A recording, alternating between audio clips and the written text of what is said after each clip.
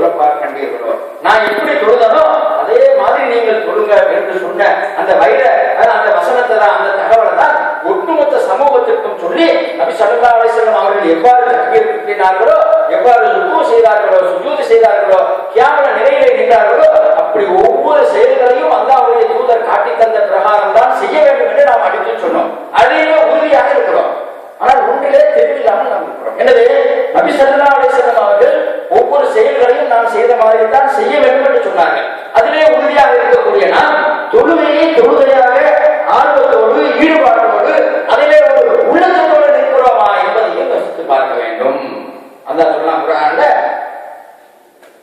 இன்னனி அனல்லாஹ் மூஸா அலைஹிஸ்ஸலாம் சொன்னான். அல்லாஹ் சொல்றான், இன்னனி அனல்லாஹ், நிச்சயமாக அல்லாஹ் லா இலாஹ இல்லா அன, என்னை தவிர வணக்கத்திற்கு தகுதியானவன் யாருமே இல்லை, ஃபஅபுதுனி, என்னை நீங்கள் வணங்குவீராக, வஅகிமிஸ் ஸலாத்த லிذிக்ரி, என்னை நினைவு கூறுவதற்காக நீங்கள் தொழுகையை நிலைநிறுத்துங்கள் என்று அல்லாஹ் சொல்றான். இன்னொரு வசனத்தில் அல்லாஹ் சொல்றான், கூமு லில்லாஹி கானிதீன், தொழுகையிலே நீங்கள் எப்படி நிற்க வேண்டும் என்று தெரியுமா? அல்லாஹ்வை அச்சப்பட்ட நிலையிலே நீங்கள் தொழுகையிலே நிற்க வேண்டும். இன்னொரு வசனத்தில் அல்லாஹ் சொல்றான், கத் அஃலஹல் முஃமினூன், முஃமின்கள் வெற்றி பெற்று விட்டார்கள். எப்படிப்பட்ட முஃமின்கள் தெரியுமா? ஒரு பட்டியலை இடும்போது முதல் அல்லாஹ் சொல்றான், அல்லதீன ஹும் ஃபீ ஸலாத்திஹிம் காஷிஊன், எப்படிப்பட்ட முஃமின்கள் தெரியுமா? அவர்கள் தங்களுடைய தொழுகைகளிலே உள்ளத்தோடு நின்று தொழுவார்கள். அப்ப இதை தௌஹீத்வாதிகள் எந்த அளவுக்கு முக்கியத்துவமாக நாம் எடுத்திருக்கிறோம்.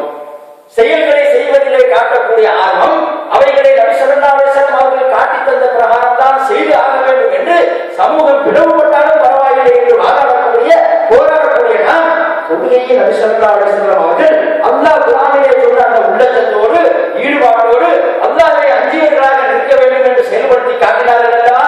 அதிலே நாம் முனைப்பாக இருக்கிறோமா, ஆர்வமாக இருக்கிறோமா என்று சிந்திக்க வேண்டிய கடமை நமக்கு இருக்கிறது அன்பான சகோதரர்களே. அப்ப தொழுகையிலே நம்முடைய நிலைப்பாடு என்ன? நமக்கும் அல்லாஹ்வுக்கும் இடையே ஒரு உன்னதமான தொடர்பை ஏற்படுத்தக்கூடிய இபாதத்துகளிலே தொழுகை ஒரு மிக முக்கியமான டூல் என்பதை மறந்துவிடக்கூடாது. ஒரு அற்புதமான டூல்.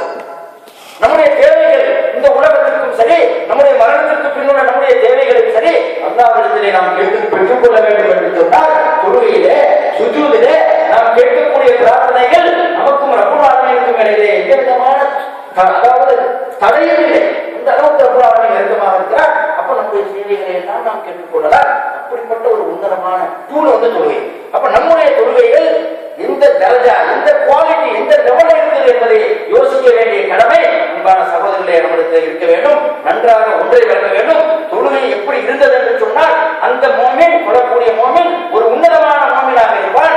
அல்லது தொழுகையாக இல்லை என்று சொன்னால் அந்த மோமின் ஒரு உன்னதமான மோமினாக இருக்க மாட்டான். அவனிடத்திலே தவறுகள் வரும், அவனிடத்திலே பாவங்கள் வரும், அவனிடத்திலே மானக்கேடான, ஆபாசமான, அசிங்கமான செயல்களில் எல்லாம் அவன் ஈடுபடுவான் என்பதற்காக அல்லாஹ் குர்ஆன்ல ஒரு இடத்துல சொல்றான், இன்ன ஸலாத தன்ஹா அனில் ஃபஹ்ஷாஇ வல் முன்கர். தொழுகை எப்படிப்பட்டது தெரியுமா? நீங்கள் அந்த தொழுகையை சரியாக, முறையாக, ஒழுங்காக தொழுவீர்கள் என்று சொன்னால் ஒரு தவறு உங்களால் செய்ய முடியாது. மானக்கேடான, அசிங்கமான, ஆபாசமான, அருவருப்பான காரியங்களிலிருந்து நீங்கள் ஒதுக்கி இருப்பீர்கள். அவைகளிலே நீங்கள் ஈடுபட மாட்டீர்கள். பாவமான காரியங்களை நீங்கள் செய்வதற்கு நீங்கள் தயக்கம் காட்டுவீர்கள். காரணம் என்ன தெரியுமா? நீங்கள் தொழக்கூடியவர்களாக இருக்கிறீர்கள். அப்ப தொழுகையை ஒரு மோமினை, ஒரு முஸ்லிமை அசிங்கமான, பாவகரமான செயல்களிலிருந்து அதை பாதுகாக்கும் என்று அதை கண்டிப்பாங்க. நீங்கள் எடுத்து பாருங்க, எவ்வளவு முஸ்லிம்கள் தொழாமல் ஒரு பொறுப்பு இருக்குது. தொழாமல் முஸ்லிம்களிலே ஒரு பெரிய பொறுப்பு இருக்குது. நாம் தொழக்கூடிய முஸ்லிம்களை மட்டும் ஒரு தொழக்கூடிய மக்களும் முஸ்லிம்களிலே ஒரு நியாயமான அளவுக்கு இருக்கிறார்கள். ஆனால் அவர்கள் எல்லாம் பாவமான, அசிங்கமான, கீழ்த்தரமான செயல்களிலிருந்து ஒதுங்கிதான் அவர்கள் இருக்கிறார்களா? தொழுது முடிச்சுட்டு வட்டி கடையை பேசுறாங்க, தொழுது முடிச்சுட்டு சினிமா இதில் இருக்காங்க, தொழுது முடிச்சுட்டு அடுத்தவனுக்கு கொடுக்கக்கூடிய அவனுக்கு உரிமைகளை, அவனுக்கு கொடுக்க வேண்டிய விஷயங்களை எல்லாம் தடுக்கிறாங்க. அதை அடுத்தவனை ஏமாற்றுகிறான், என்ன வேண்டாம் செய்கிறார்கள் முஸ்லிம்கள். அப்ப இவர்கள் தொடரக்கூடிய தொழுகை அவர்களை மானக்கேடான, தவறான காரியங்களில் இருந்து அவர்களை தடுக்கவில்லை. அல்லாஹ் வாதா கொடுக்கிறான், அல்லாஹ் கேரண்டி கொடுக்கிறான். ஆனால் அது அவர்களை அவ்வாறு தடுக்கவில்லை என்று சொன்னால் தொழுகையை இவர்கள் தொழுகையாக கொள்ளவில்லை. அல்லாஹ் சொன்னா, கூமு லில்லாஹி கானிதீன், உள்ளச்சப்பாடோடு நீங்க தொழுகை நினைக்கிறீங்க, அல்லாஹ்வை அஞ்சியவர்களாக நீங்கள் தொழுங்கள் என்று அல்லாஹ் சொல்கிறான். ஆனால் இந்த அடியான் புற செயல்களுக்கு கொடுக்கக்கூடிய முக்கியத்துவத்திலே ஒரு பாதி காவாசி உணர்வுபூர்வமான அந்த செயல்களுக்கு கொடுக்காத காரணத்தினால் அவனுடைய தொழுகை தொழுகையாக இல்லை.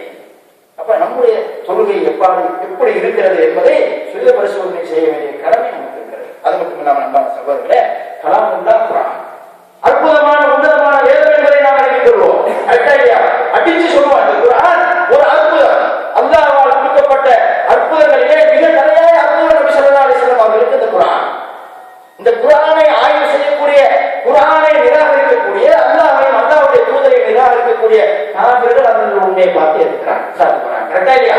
எவ்வளவு பேர் இந்த குர்ஆன் சொல்லக்கூடிய அறிவியல் உண்மை, இந்த குர்ஆன் சொல்லக்கூடிய விஞ்ஞான உண்மை, இந்த குர்ஆன் சொல்லக்கூடிய சமூக உண்மைகளை பார்த்து அதை உறுதிப்படுத்திய பின்னர் சாத்தியம் ஏற்றுக்கொள்கிறார். காரணம் என்ன? அப்படிப்பட்ட ஒரு உன்னதமான, எந்த அப்பொழுதும் இல்லாத, எந்த இடைச்சொல்களும் இல்லாத ஒரு அற்புதமான வேதம். சரி, இந்த குர்ஆனை இவ்வாறு நம்பக்கூடிய நாம், உரத்து சொல்லக்கூடிய நாம், இந்த குர்ஆனோடு எனக்கு என்ன தொடர்பு இருக்கிறது என்பதை யோசிக்க வேண்டுமா இல்லையா? குர்ஆனோடு எனக்கு உள்ள தொடர்பு என்ன? இந்த குர்ஆனோடு நபி ஸல்லல்லாஹு அலைஹி வஸல்லம் அவர்களுக்கு தொடர்பு எப்படி இருந்துச்சு? அல்லாஹ் குர்ஆன் சொல்றான், ஷிஃபாஉல் லிமா ஃபிஸ் சுதூர். குர்ஆன் எப்படிப்பட்டது தெரியுமா? உள்ளங்களிலே ஏற்படக்கூடிய நோய்களுக்கு, உள நோய்களுக்கு ஷிஃபாவாக, அருள் மருந்தாக குர்ஆன் இருக்கிறது. அல்லாஹ் சொல்றான், கலாமுல்லா, அல்லாஹ்வுடைய பேச்சு குர்ஆன். அஃபலா யததப்பருன குர்ஆன், குர்ஆனை அவர்கள் ஆய்வு செய்து பார்க்க வேண்டாமா? அம் அலா குலூபின் அக்ஃபாலுஹா, அவருடைய உள்ளங்கள் என்ன கூட்டு போடப்பட்டிருக்கிறதா? இந்த குர்ஆனை அவர்கள் சிந்திக்க வேண்டாமா என்று அல்லாஹ் சொல்றான். அப்ப இந்த குர்ஆனை சிந்திக்க வேண்டும் என்று அல்லாஹ் சொல்றான். இந்த குர்ஆன் உள்ளத்தில் உள்ள நோய்களுக்கு ஷிஃபா, அருள் மருந்து என்று அல்லாஹ் சொல்றான். அது மட்டும் இல்லாமல் குர்ஆனா என்று நபி ஸல்லல்லாஹு அலைஹி வஸல்லம் அவருடைய வாழ்க்கை எவ்வாறு இருக்கிறது என்று சஹாபாக்கள் சில பேர் போய் ஆயிஷா நாயகிக்கு விசாரிக்கிறாங்க. நபி ஸல்லல்லாஹு அலைஹி வஸல்லம் வாழ்க்கையை சொல்லுவாங்க. ஆயிஷா நாயகி சொன்னாங்க, குர்ஆனாகத்தான் அவருடைய வாழ்க்கை இருந்துச்சு.